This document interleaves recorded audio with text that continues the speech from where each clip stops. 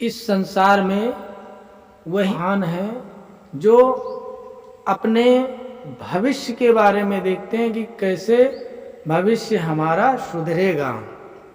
और जो लोग दूसरों की निंदा करते हैं, चुगली करते हैं, दूसरे को नीचा दिखाने की कोशिश करते हैं, अपने आप को महान बनाने की कोशिश करते हैं, वो लोग सदैव असफल हो जाते हैं।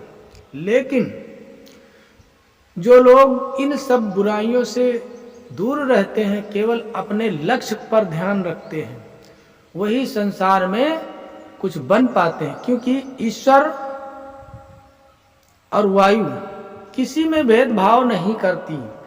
जैसे वायु चलती है तो चाहे पापी से पापी मनुष्य हो, चाहे अच्छे से अच्छा मनुष्य हो, सबके शरीर में वायु लगती है।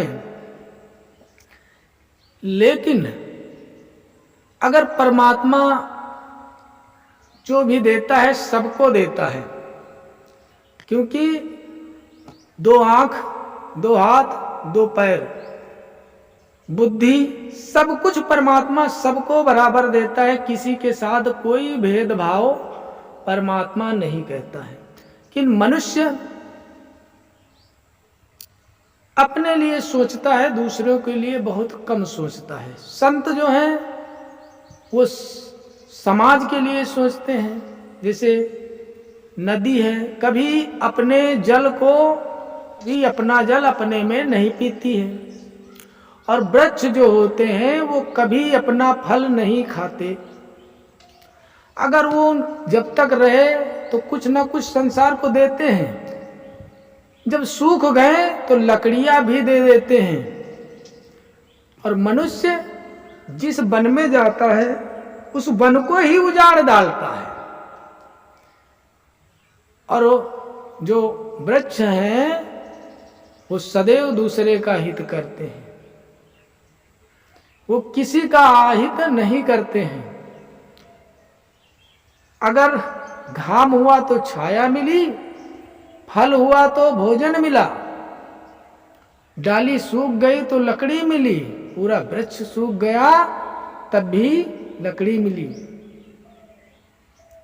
तो इसलिए वृक्ष और सरोवर और वायु और स्वयं परम ब्रह्म परमात्मा ये किसी में भेदभाव नहीं करते। वृक्ष से फल गिरता है, चाहे उसको कोई सेवन करे। वृक्ष ये कभी नहीं कहेगा कि आप मेरे फल को मत खाओ, क्योंकि सामदर्शी होते हैं। और जो सामदर्शी हैं वही महान है। क्योंकि सतयुग में सभी लोग सामदर्शी थे। त्रेता में अनेक प्रकार के कर्म कांड, ये सब जातियां हो गईं, तमाम प्रकार के बखेड़े खड़े हो गए। सतयुग के सभी मनुष्य संत हुआ करते थे। कोई जो है किसी से भेदभाव नहीं करते थे, केवल फल फूल कंद मूल फल खाकर बिताते थे।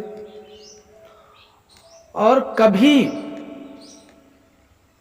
भोजन के लिए नहीं दौड़ते थे, जो मिलता था उसी में संतुष्ट रहते थे।